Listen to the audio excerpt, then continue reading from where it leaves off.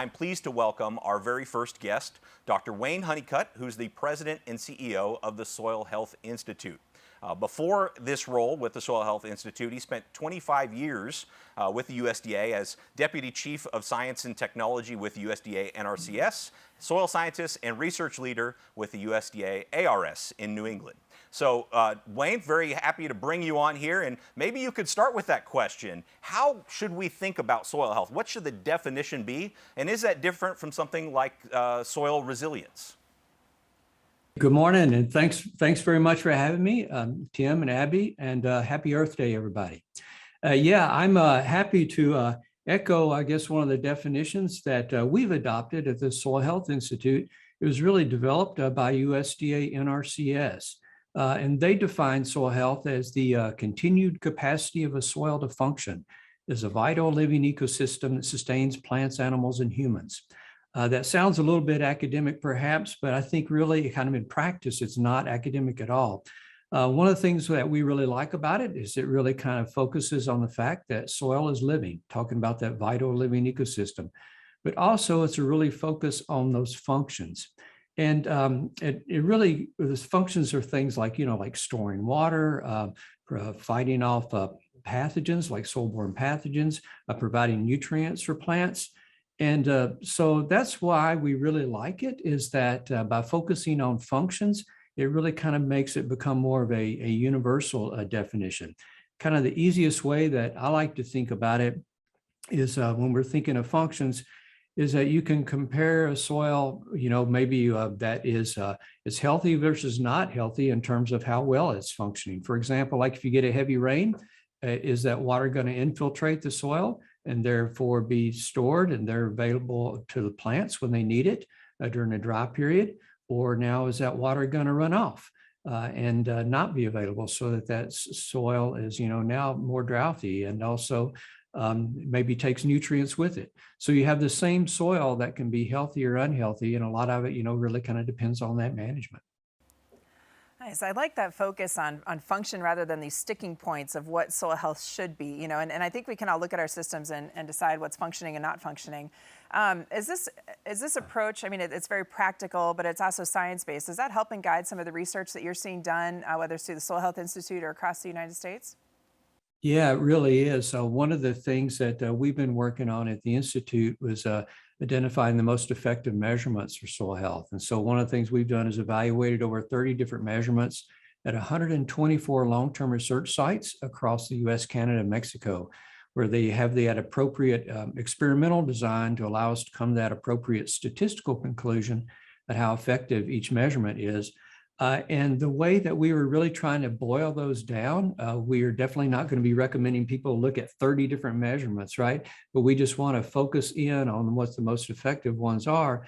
And so one of our lenses that we're looking at is what it's telling us about that carbon cycle, what it's telling us about that water cycle and nutrient cycle. In other words, how well those cycles are functioning. And we've got a question from the audience. In fact, for those of you who registered, you know that we did ask for, if you have any questions, to go ahead and submit those. And we have incorporated those as much as possible into the panelist presentations here today. But one of those questions is about just kind of the scale. Is there agreed upon standard or scale for measurement? And I think this is going to come up pretty often throughout our session today. But Wayne, I wonder if you could maybe weigh in on that first. Yeah, I guess I can't answer to the fact whether or not there's kind of a wide agreement on it. For me and for us at the Institute, I think the best place to start is your management unit. And, whether that's large or small, but then within that management unit, it could be a field or it could be, your backyard garden, that type of scale. But within that management unit, you really need to also look at and consider any changes in the inherent soil properties, because that will influence, just how healthy you expect your soil to get. It will influence the viability of different management practices. Some of those inherent properties that may change, across your field, for example, are things like differences in drainage, or differences in, texture, sand, silt, and clay, different parent materials. When you have those different inherent soil properties, then those are really key to clue in on. because those in many ways can be just really fundamental for how effective a given management practice will be, because those are really kind of those most kind of foundational drivers for what gives a soil certain properties that it has.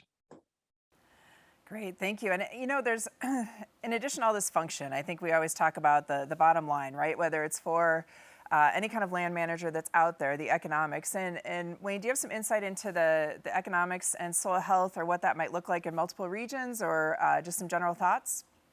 Yeah, I'm really glad you asked this question, because it's so key. And it's been a frustration for me for many years that we have not had that type of information. Because we know that farmers and ranchers are businessmen and women, and they really need to be able to know, if we expect them to change their management practices, they need to be able to know what impact it will have on their economics. There needs to be that business case. So one of the things that we've done, and I would not say it's can be universally applied, but we did evaluate soil health across 100 farms in 9 Midwest states. We were very, very excited at the results. I think there was some 85% of the farmers growing corn increased their net income by using these soil health practices, and 88% of those growing soybean increased their net income using those soil health management systems. And so there are other projects that we have going on to expand that beyond that 9-state region. And then there's other organizations like American Farmland Trust and others that are also looking at economics. And so this is a really a key. I think we're starting to get the answers, and the answers are very, very good. They look very bright, very promising. And then the next thing we feel like really needs to be done, that we are working on now, is assessing that transition period when people first start to adopt these practices. When does it become more economically, viable for them in adopting these practices?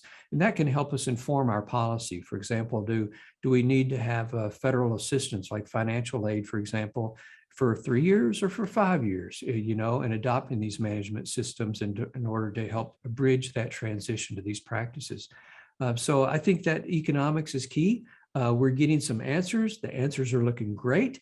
But we need some more. We need broader geographies, more production systems, and then we also need to focus on that transition period. So it's something that we invite all people to help with and to do that on their own, but also to engage us with if they're interested.